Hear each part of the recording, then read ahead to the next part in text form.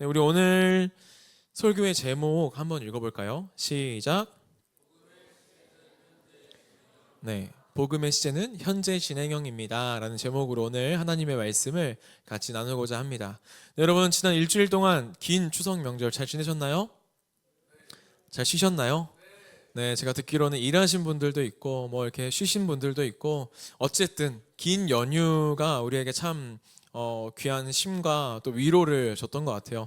그래서 이렇게 쓱 보는데 얼굴들이 보름달을 닮아가지고 조금 이제 넙대대해진 것 같은데, 우리 옆에 있는 지체들과 특정 사람들을 보고 한 건 아니에요. 네, 옆에 있는 지체들과 이렇게 인사해 볼까요? 사랑합니다.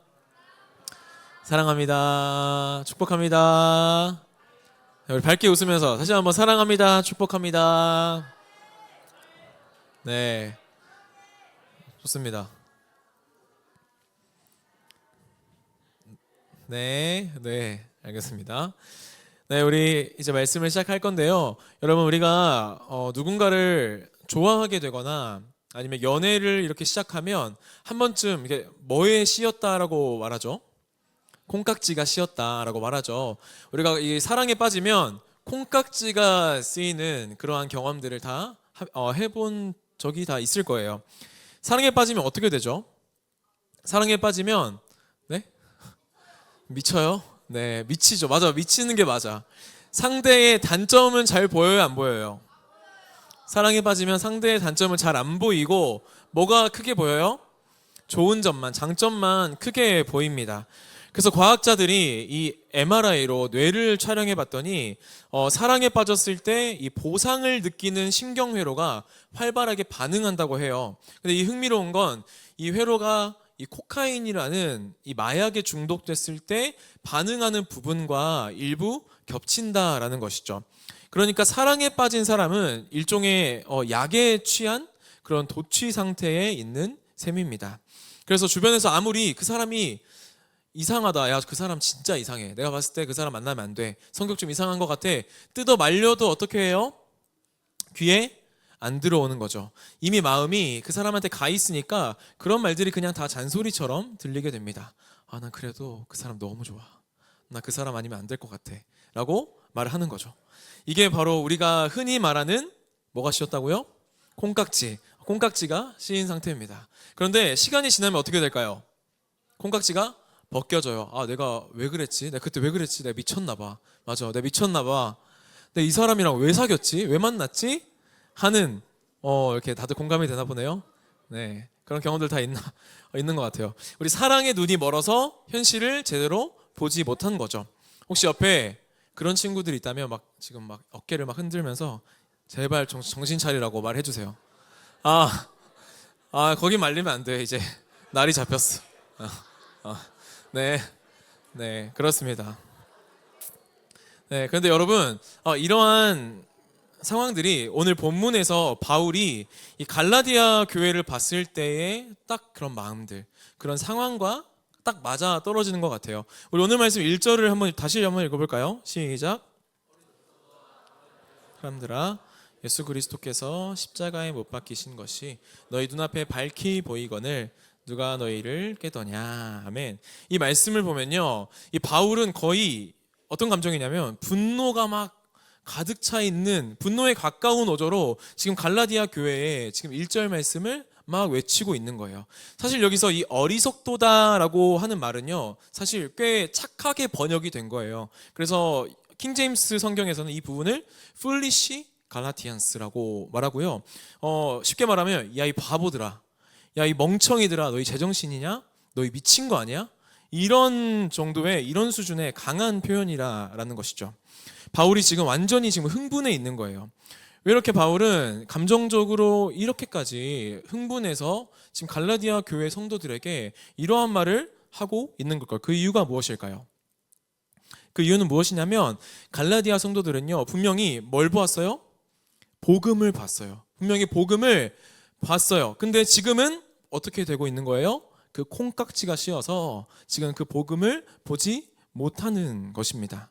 여기서 이 밝히 보이거늘이라는 표현은 헬라어로 이 프로그라포라는 단어인데 어떤 뜻이 있냐면 눈앞에 생생하게 그려서 보여주다라는 이러한 의미를 가지고 있어요. 그래서 우리가 마치 영화를 보러 가면 영화관 이 스크린에 장면들이 막 이렇게 펼쳐지는 것처럼 바울은 지금 예수 그리스도의 십자가가 그들의 마음 가운데에 생생하게 비춰졌던 그때를 지금 떠올리면서 그 사람들에게 말하고 있는 것이죠.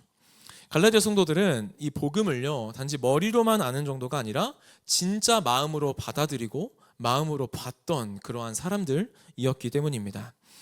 사실 우리도 다 여러분들이 예수님을 믿는다라고 하시면 다 그런 순간들이 있었을 거예요. 우리가 예배를 드리다가 아니면 말씀을 듣다가 갑자기 평소에 듣던 말씀인데 갑자기 내 이야기처럼 느껴지는 그러한 순간들이 있잖아요. 막 눈물이 터져 나오고 분명히 신나는 찬양인데 막 눈물이 나.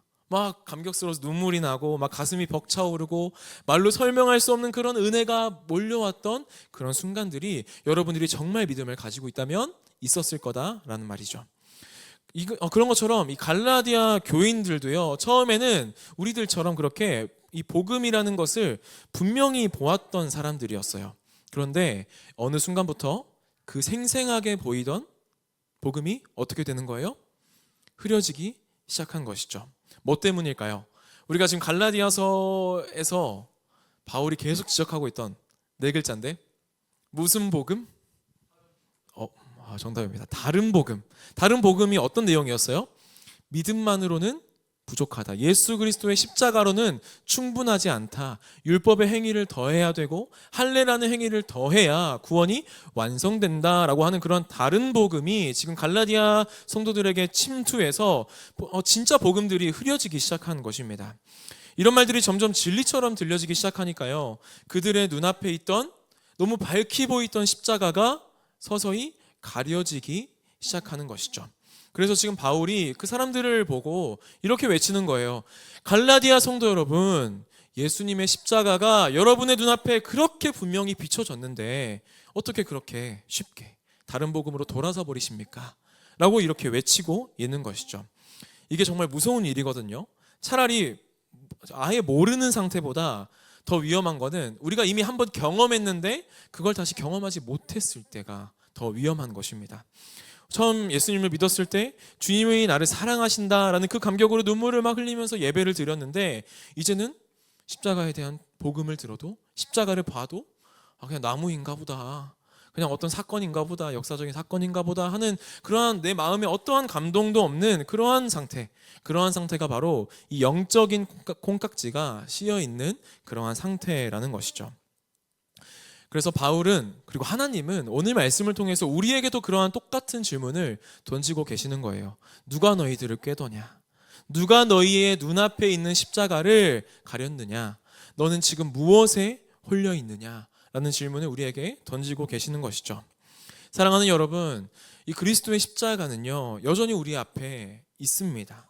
그런데 문제는 무엇일까요? 우리가 그것을 보지 못하고 있다는 것이 큰 문제인 거죠. 우리가 복음을 단지 아는 것에서만 멈추면 금방 흐려질 수밖에 없어요. 복음은 매일 다시 꺼내서 보아야 하는, 다시 보는 것이 되어야 한다라는 것입니다. 그래서 십자가가 내 마음의 그 스크린에 다시 비춰질 때 영적인 우리의 씌워져 있던 콩깍지가 벗겨지고 복음의 감격이 우리에게 회복될 수 있다라는 것이죠. 그래서 오늘 말씀을 통해서요, 우리가 무엇을 깨달았으면 좋겠냐마는 한 가지는 우리 안에 그 씌워져 있는 그 영적인 콩깍지가 벗겨지고 다시 십자가가 우리 눈앞에 밝히 보이는 은혜가 있기를 소망합니다. 그래서 바울 사도는 이제 갈라디아 교인들에게 아주 중요한 질문을 던지는데요, 우리 2절 말씀을 한번 읽어볼까요? 2절 말씀입니다. 시작. 너희가 성령을 받은 것이 율법의 행위로냐 혹은 듣고 믿음으로냐. 아멘.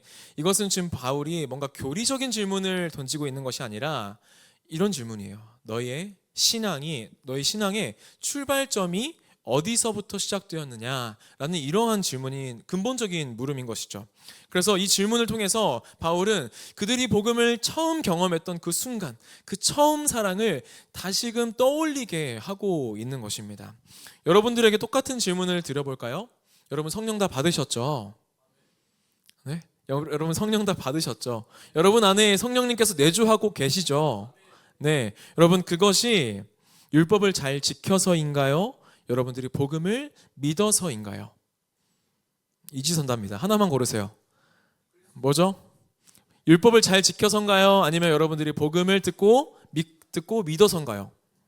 복음을 듣고 믿어서, 당연히 후자이죠. 우리가 복음을 믿었기 때문에 성령을 받은 것입니다. 그래서 이 바울이 말하는 성령을 받았다라는 이러한 거는요, 단순히 우리가 뭐 감동을 받고 막 방언을 하고 뭐 이런 체험을 말하는 것이 아니라, 그것은 예수 그리스도 안에서 다시 태어나는 것, 거듭남, 즉 하나님의 자녀가 되었다는 것이 성령을 받았다는 것과 똑같은 의미를 가지고 있는 것입니다. 그래서 다시 말해서 성령을 받았다라고 하는 건 우리가 지난 시간에 배웠던 이신칭의, 우리가 의롭다 하심을 받았다는 것과 같은 의미다라고 볼 수 있는 거예요. 그러니까 성령을 받은 거는 우리가 칭의, 의롭게 된 것과 같은 의미다라고 생각하시면 돼요. 그래서 믿음으로 의롭다 하심을 받은 사람은 곧 뭐를 받은 사람이에요? 뭐를 받은 사람이요? 성령을 받은 사람입니다. 우리 이것을 로마서 8장 9절을 보면 알 수 있는데, 우리 같이 한번 읽어보겠습니다. 8장 9절 시작. 만일 너희 속에 하나님의 영이 거하시면 영에 있나니 누구든지 그리스도의 영이 없으면 그리스도의 사람이 아니라. 아멘. 이 말씀을 보니까 누구든지 뭐가 없으면 그리스도의 사람이 아니래요? 그리스도의 영, 두 글자로 뭘까요? 성령입니다. 네, 그리스도의 영인 성령이 없으면 예수님께 속한 사람이 아니라는 것이죠. 반대로 말하면 예수님을 믿는 사람은 이미 무엇을 받은 사람이라는 거예요?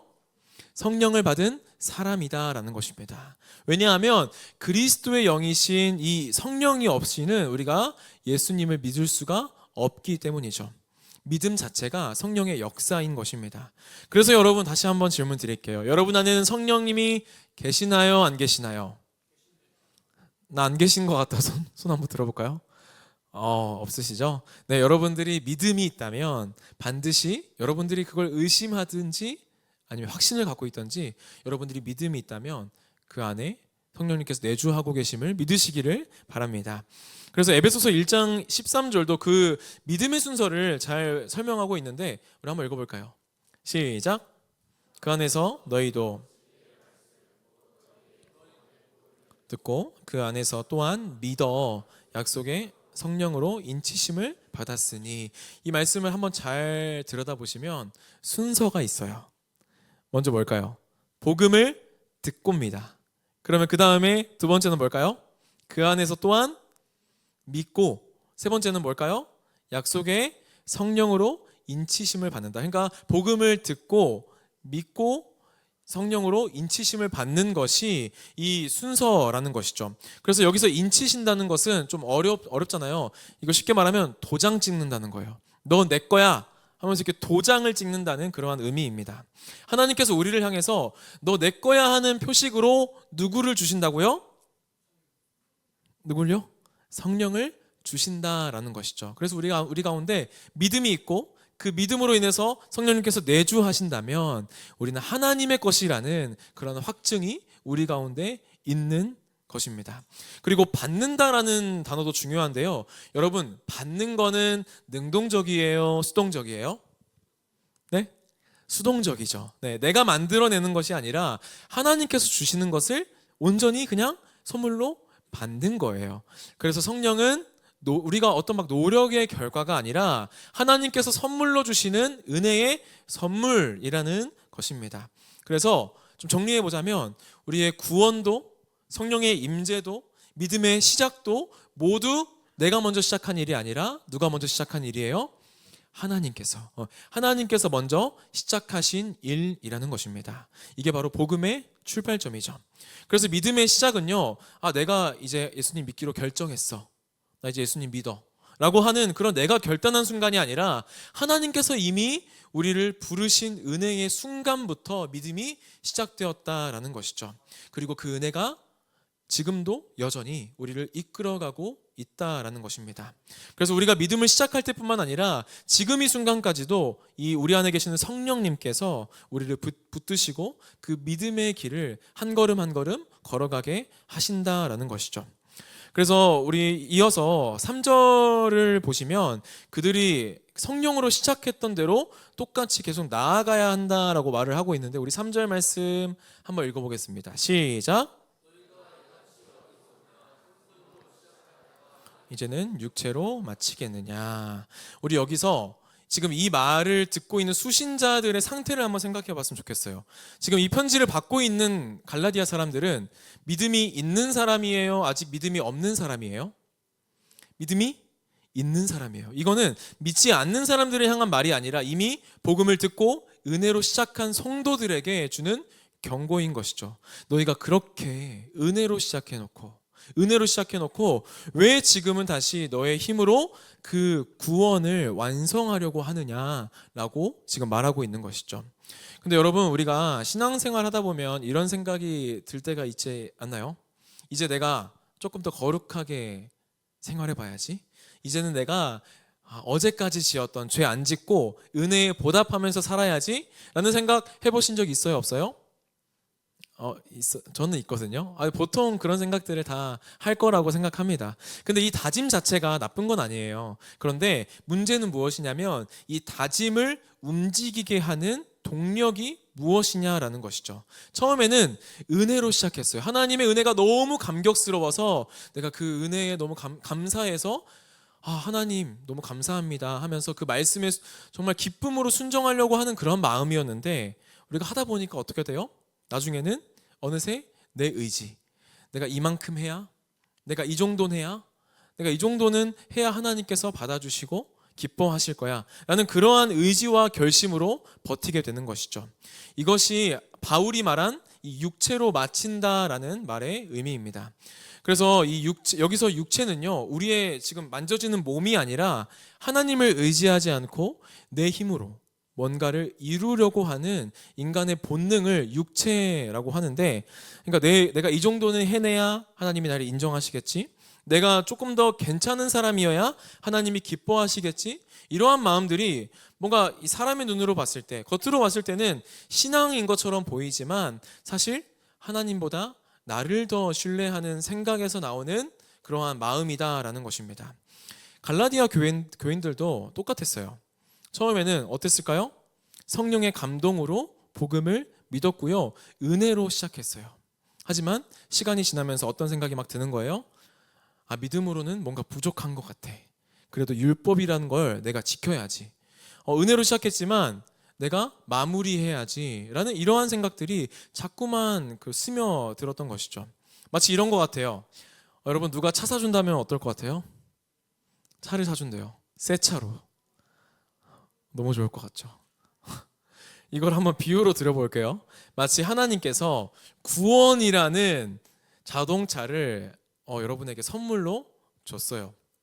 그런데 주시면서, 근데 내가 차는 선물로 줄게. 근데 기름값이나 뭐 타다가 고장나는 거 있으면 그때는 너가 너 돈으로 해야 돼.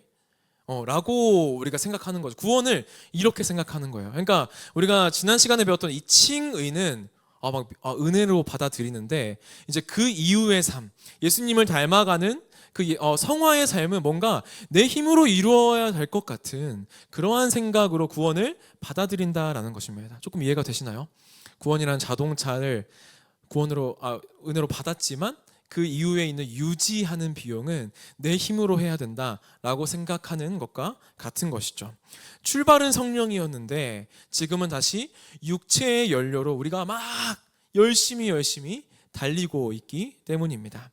저도 진짜 나름 목사지만 여전히 그런 때가 있는 것 같아요. 막 하나님께 받은 은혜에 보답하면서 살아야지 열심히 막 달리다가 그 보답이 어느샌가 부담으로 느껴질 때가 있는 것이죠. 이 정도는 해야, 내가 그래도 나름 사역자인데 이 정도는 해야 하나님께서 나를 사용하시겠지, 하나님께서 나를 기뻐하시겠지, 막 그런 생각들이 막 쌓이다 보니까 신앙이 더 이상 어떻게 될까요? 기쁨이 사라지고 뭐만 남아요? 막 의무가 되고 부담이 되고 막 뭔가 하나님께서 나를 막 종처럼 대하시는 그러한 존재처럼 제가 여겨지게 되는 순간들도 있는 것 같아요. 우리가 자주 넘어지는 부분인 것 같습니다. 그런데 놀라운 건 무엇이냐면 하나님께서 이미 이러한 우리의 모습을 언제부터 아셨냐면 구약의 시대 때부터 오래전부터 진단하시고 그 해답을 주셨다라는 사실입니다. 놀랍죠? 몇천 년 전 그 구약 때부터 우리의 이런 고민들을 아시고 정답을 주셨다라는 것입니다. 우리 에스겔 36장 27절 말씀을 한번 읽어보겠습니다. 시작.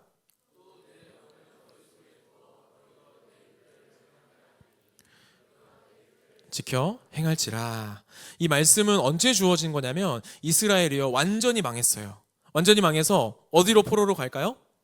바벨론이라는 나라로 포로로 갔을 때 하나님께서 너희를 회복할 거다라고 하시는 그 회복의 약속의 말씀이 바로 이 에스겔의 말씀입니다.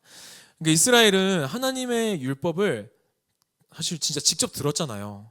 십계명도 직접 받았고 했는데도 그것을 지킬 힘이 그들에게 있었을까요? 없었을까요?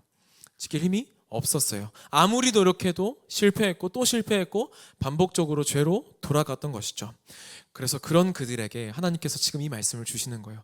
계속 율법에 실패하는 그러한 그들에게 이 말씀을 주십니다. 이렇게 말씀하시는 거예요. 너희가 율법을 지키지 못하는 것은 너희 안에 뭐가 없기 때문이다?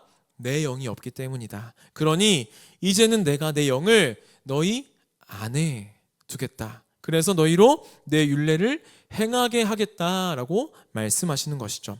여기서 중요한 것은 내 율례를 행하라인가요? 행하게 하리라인가요? 내 율례를 행하게 하리라라는 것입니다. 이 성화의 주체가 내가 아니라 하나님이시라는 것이죠. 성령님께서 지금 하나님께서 이 구약의 시대 에스겔의 선지자를 입술을 통해서 말씀하신 그 성령이 우리 안에 들어오셔서 내주하시며 우리를 움직이시고 우리에겐 그 율법을 지킬 힘이 없지만 이 성령을 힘입어서 순종할 마음을 주시고 실제로 순종하게 하시겠다라는 그러한 뜻입니다. 그리고 이 약속은요 언제 이루어지냐면 신약의 그 마가 다락방 오순절에 성령 강림한 그날에 이루어집니다. 원래 이 성령이 강림하기 전에 제자들은 어떻게 하고 있었어요? 문 다 걸어 잠그고 혹시나 내가 해코지 당할까봐 예수님 때문에 해코지 당할까봐 두려워서 문 다 걸어 잠그고 덜덜 떨면서 모여 있었어요. 그런데 성령님이 그 가운데 강림하시자 그 전까지 두려움에 떨며 숨어있던 제자들이 이제 어떻게 바뀔까요? 하나도 두렵지 않은 거예요. 담대하게 복음을 전하기 시작합니다. 그 안에는 베드로도 있었어요. 여러분 베드로 잘 아시죠? 베드로 어떤 사람이었죠? 바로 그 전까지 예수님을 몇 번이나? 3번이나 부인하던 그런 연약하고 부족한 사람이었습니다. 그런데 그런 그가 성령을 받자 이제는 사람들이 다 모여있는 그러한 공회 앞에서 예수님만이 그리스도이십니다. 예수님만이 나의 왕이십니다. 라고 이렇게 외치는 것이죠. 이것이 성령이 임했을 때 이루어지는 가장 큰 역사라고 할 수 있습니다. 그래서 내가 더 결심해야지, 내가 더 노력해야지가 아니라 그 성령께서 내 안에 오셨다에서 시작되는 변화, 그것이 바로 성화라는 거예요. 그래서 우리는 오해해요. 뭔가 칭의는 은혜로 받는데 성화는 내 힘으로 이루어가야 될 것만 같은 그런 오해를 하는데 칭의도 성화도 그 구원의 시작부터 끝까지 우리의 손에 달려있는 것이 아니라 오로지 하나님의 손 안에, 하나님의 주권 안에 달려있다는 것을 우리는 기억해야 한다는 것입니다. 그래서 바울은 이 사실을 이렇게 정리합니다. 우리 빌립보서 2장 13절 말씀 같이 한번 읽어보겠습니다. 시작. 자기의 기쁘신 뜻을 위하여 너희로 소원을 두고 행하게 하시나니. 아멘. 이 에스겔의 약속이 이 빌립보서에도 그대로 담겨 있습니다. 하나님께서는요 우리 안에 소원을 두시고요 그 다음에는 뭐예요? 그 소원을 따라서 행하게 하시는 것이죠. 우리 안에 성령을 주시고 그 성령을 따라서 행하게 하신다라는 것입니다. 그래서 성화는 막 우리를 열심히 막 옥죄고 막 조이는, 억지로 막 나를 조이는 과정이 아니라 하나님께서 내 안에서 일하시는 과정이 바로 성화입니다. 그래서 성화는 거룩해져 가는 것, 예수님 닮아가는 것은 우리에게 부담이 아니라 평안한, 성령과 함께하는 평안한 순종이 될 수 있는 것입니다. 그래서 바울이 우리가 갈라디아서 2장 20절 말씀 이렇게 고백하는 거죠. 내가 그리스도와 함께 십자가에 못 박혔나니 그런즉 이제는 내가 사는 것이 아니요 내 안에 그리스도께서 사시는 것이라.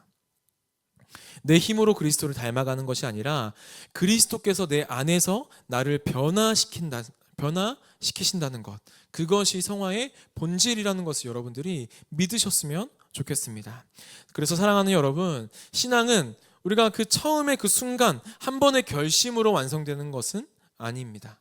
하나님은 그 구원이라는 한 사건으로만 우리를 붙드신 것이 아니라 이 성령의 내주라는 관계로 지금도 우리를 성화의 단계를 거치게 하시고 결국 우리를 영화롭게 하시는 그 영화의 단계까지 우리를 이끌어 주신다라는 것이죠.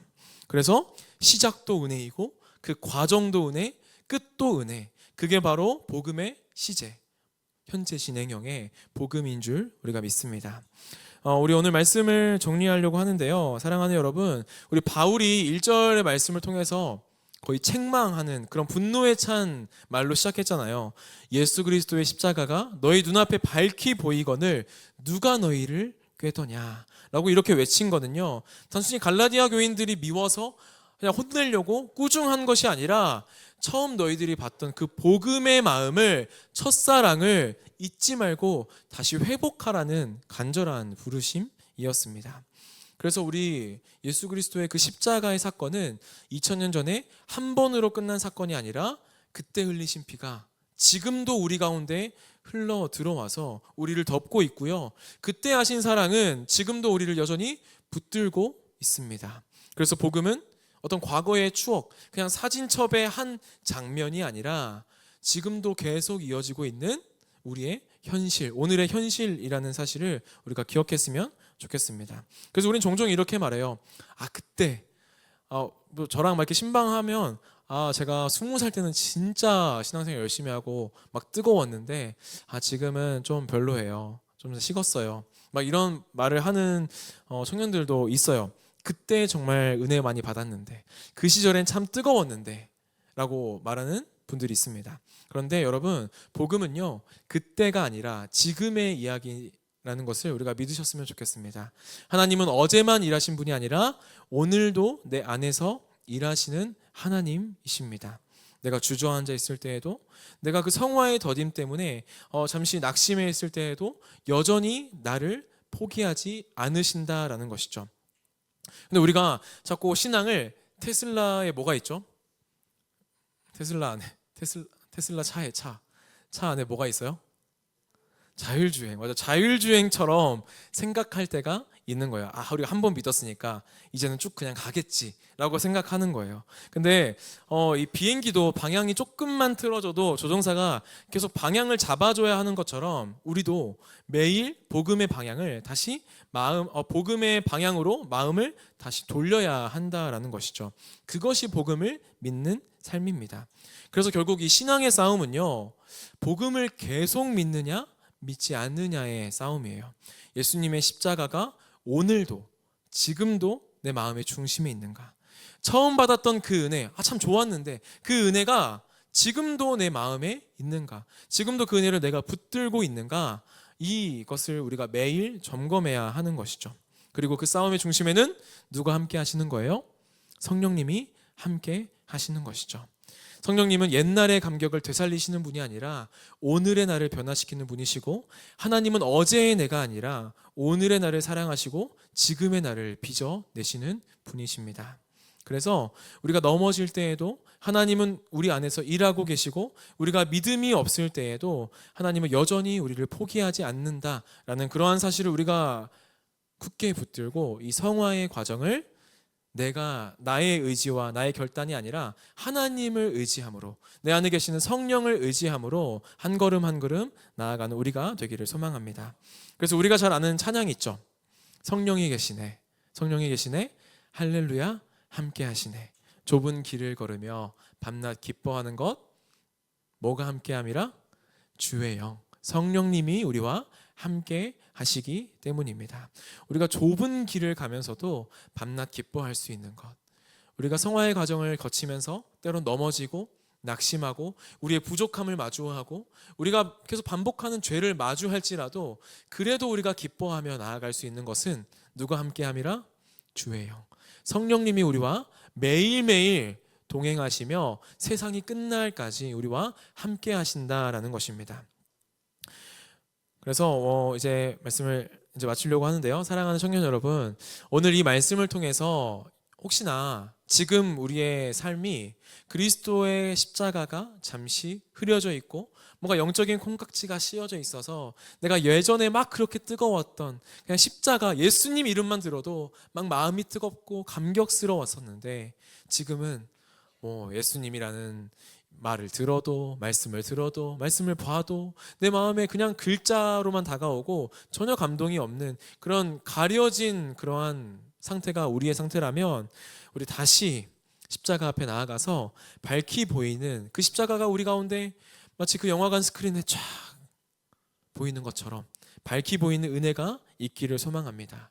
그때 과거에 왕년에 있었던 그러한 복음이 아니라 지금도 내 눈앞에서 여전히 살아서 꿈틀꿈틀거리는 그러한 복음, 그런 움직이는 복음, 그 복음의 능력이 여러분들의 오늘을 다시 살리시기를 주님의 이름으로 축원합니다. 이번 한 주간 살아가실 때 우리 안에 계시는 그 성령과 함께 매일매일 밤낮 기뻐하며 그렇게 걸어가는 여러분들의 삶이 되기를 주님의 이름으로 축원합니다. 네, 우리 이러한 마음을 가지고 우리 같이 결단하며 찬양하도록 하겠습니다.